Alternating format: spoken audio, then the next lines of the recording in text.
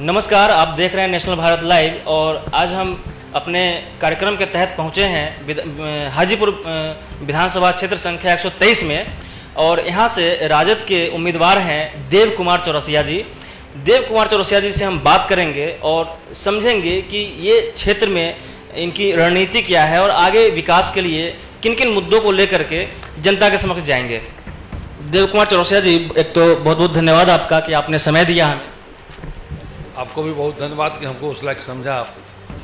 अच्छा देव कुमार चौरसिया जी, सबसे पहला सवाल हमारा यही रहेगा आपसे कि राजद से टिकट लेने के लिए बहुत सारे लोग लाइन में थे, ऐसी खबरें आ रही थी, फिर राजद ने आपको ही क्यों चुना?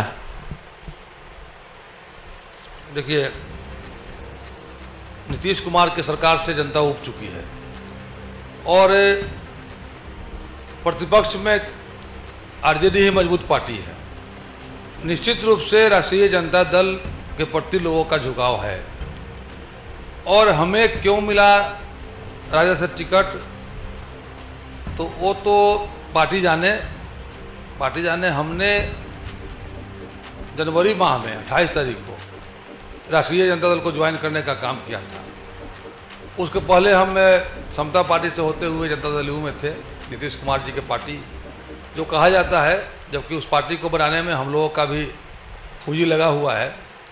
लेकिन नीतीश कुमार जी मगध के रहने वाले हैं, उनके लिए मगध का क्षेत्र ही सबसे महत्वपूर्ण है और उत्तर बिहार उनके लिए काम के लायक नहीं है। तो मेरा मानना था कि नीतीश कुमार जी जब मगध क्षेत्र के लिए अपना काम करते हैं और उत्तर बिहार के लिए नहीं करते हैं, तो हम लोगों ने तय किया कि नहीं, उत्तर बिहार के विकास के लिए और युवाओं को रोजगार मिले, इसके लिए ये युवा सरकार बनेगी और तेजस्वी यादव जी के नेतृत्व में सरकार बनेगी।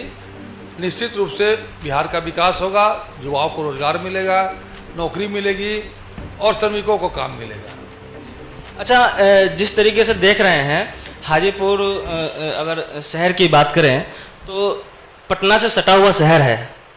यहाँ की जो सड़कें आप देखे हैं या सदर अस्पताल की बात करें, हल्की सी बारिश में ऐसा लगता है जैसे डूब गए हों। तो ये इस तरह की विकास कहाँ तक जायज़ है इस क्षेत्र के लिए? देखिए, मैंने पहले भी कहा है आपको कि नीतीश कुमार केवल मगध क्षेत्र पर ध्यान दे रहे हैं। आप पता करा लीजिए, मेरे पास भी है जो 2005 का घोषणा पत्र था पार्टी का।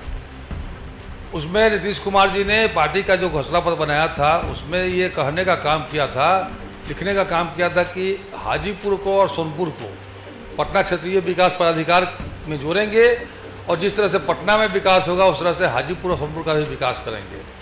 लेकिन जब सरकार में आ गए, सत्ता प्राप्त कर लिए, तो उनके लिए उत्तर बिहार काम का चीज़ नहीं रह गया और हाजीपुर को में कोई फंड नहीं दिए।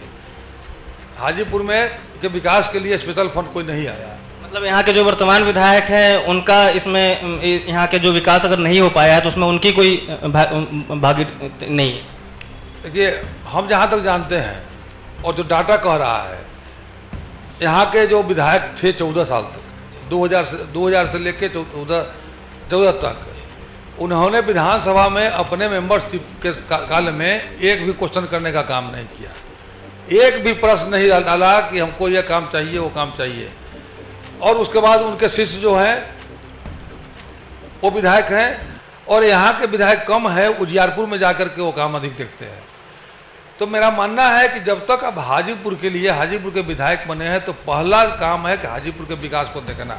ठीक है, आप पूरे देश को देखिए, पूरे प्रदेश को देखिए, लेकिन जहाँ के लोगों ने आपको जगह पर पहुँचाया है और जिसका नेतृत्व आप कर रहे हैं, उस शहर का विकास करना उनको ज़रूरी है। लेकिन हमने देखा है कि हाजीपुर में जब भी पानी होता है, जब भी वर्षा होती है, हाजीपुर में जल निकासी का कोई व्यवस्था नहीं है। और हम लोग बार बार कहते रहे, एनडीए में रह करके भी बार बार कहते रहे हैं कि हाजीपुर में जब तक नाला नहीं बनेगा, बहुत बड़ा नाला चौला, और नाला निकल कर के चौर में पहले ज़्यादा था, उसके बगल में नहर है, नाला निकल के नहर तक जाए, इसकी व्यवस्था सरकार को करनी चाहिए और यहाँ के प्रतिनिधि को करनी चाहिए, इसके लिए आवाज़ उठानी चाहिए। जब तक नाला नहीं बनेगा तो शहर डूबेगा ही। शहर डूबा हुआ भी है और शहर का जितना भी कृषि जो भूमि है वो 1000 एकड़ से ऊपर ज़मीन डूबा हुआ है। यहाँ कृषि प्रधान इलाका है, सब्जी की खेती होती है, फूलगोभी होता है, बैगन होता है, भिंडी होता है, केला है, सब डूबा हुआ है, डूब के खराब हो गया। लेकिन प्रतिनिधि को कुछ नहीं है, जोर तोड़ में के राजनीति करते हैं, धर्म के नाम पर, जात के नाम पर जोर तोड़ के राजनीति करते हैं। लेकिन एनडीए की जो गवर्नमेंट है यहाँ पे, वो नारा दे रही है 15 साल बनाम 15 साल, यानी 15 साल जो लालू जी ने जो राज किया वो बनाम 15 साल एनडीए की सरकार। एनडीए की सरकार जो 15 साल कह रही है, देखिए 2010 के चुनाव हुआ, 5 में नीतीश कुमार गद्दी पकड़े, एनडीए गद्दी पकड़ा, 10 में चुनाव हुआ तो नीतीश कुमार जी ने कहने का काम किया कि हम बच्चियों को साइकिल दिए हैं, पोशाक दिए हैं, पढ़ने का व्यवस्था किए हैं, भवन बनाए हैं, स्वास्थ्य सेवा ठीक किए हैं, ये कह करके वोट लेने का काम किया था। और इस बार क्या हो गया कि कहते हैं कि 2005 का शासन देखिए, इसका मतलब कि 10 के बाद उन्होंने कोई काम ही नहीं किया, 10 के बाद कोई काम ही नहीं किया। काम जब नहीं किए तो कहते हैं कि 15 का शासन देखिए। लेकिन नीतीश कुमार जी तो 7 निश्चय योजना का भी हवाला देते हैं, कहते हैं अगर दोबारा सत्ता में अगर हम आ गए तो 7 निश्चय योजना पार्ट 2 लागू करेंगे। देखिए वो कहते हैं दोबारा सत्ता में आने का सवाल मेरे ख्याल से नहीं है, लेकिन जो 7 निश्चय योजना है, योजना कागज पर जितना अच्छा है हकीकत में उतना खराब है। आप जाइए गांव में, आप दिखलाइएगा अपने माध्यम से, टीवी के माध्यम से, गांव में जब जाइएगा जो 7 निश्चय का नल लगा हुआ है, नल में पानी अगर 1 घंटा में 1 बाल्टी भर जाएगा तो कहिएगा, 1 घंटा में 1 बाल्टी नहीं भरता पानी। और एक घर में किसी का इंदिरा आवास है, 10 फीट का घर है चौला में या 12 फीट का है, उसमें 4 गो 5 गो नल लगा हुआ है। कारण क्या है इसके पीछे? नीतीश ने तो बिजली दिया है। कोई योजना नहीं है, केवल लूट का योजना है। बिजली की राशि आई है, अब केंद्र कहती है कि हम दिए हैं और बिहार कहता है कि हम दिए हैं, और कौन दिया है तो जोड़ लीजिए। और बिजली आई है तो बिजली का बिल कितना बढ़ा दिए। जिस घर में बिजली आता था 700-800 रुपये बिजली का मीटर उठता था, अभी 7,000 उठ रहा है। और इतना बिजली का रेट बढ़ा दिए, और रेट बढ़ा दिए, लूट रहे, लोग को लूट रहे, उसमें से कुछ पैसा बांट रहे हैं। अच्छा, अगर आपकी पार्टी की बात करें, चलिए ये तो हो गई एनडीए की बात हो गई, अगर आपकी पार्टी की बात करें, राजद की बात करें, तो तेजस्वी यादव जी ने घोषणा किया है कि सत्ता में आते ही 10 लाख बेरोजगारों को हम रोजगार देंगे। फार्मूला क्या है इसका? देखिए तेजस्वी यादव जी ने सही कहा है, अभी का जो परिस्थिति है, युवा बेरोजगार है, श्रमिक को काम नहीं मिल रहा है, किसान का खेती चौपट हो रहा है, हर मोर्चा पर बिहार की सरकार फेल है। और तेजस्वी जी ने कहा है कि हम आते ही पहलक्का कैबिनेट में 10 लाख बेरोजगार जो लोग हैं उनको काम देंगे, नौकरी देंगे। उनका कहना इसलिए सही लगता है कि नीतीश कुमार का जो बैकलॉग है उसको नहीं भरने का काम किए हैं, कोई नौकरी दिए ही नहीं है। ये जो नौकरी शुरू में कॉन्ट्रैक्ट वाला दिए थे 2005-06 में टीचर का, उसके अलावा बता दीजिए कोई नौकरी दिए हों। टोटल नौकरी बैकलॉग में पड़ा हुआ है, नौकरी दिए नहीं किसी को, तो उसको भरने का प्रयास हम लोग करेंगे, हमारी सरकार आएगी तो ये भरेंगे हम। अच्छा, ये तो बात हो गई राजद पार्टी की, जो उन्होंने ऐलान किया इसकी बात हो गई।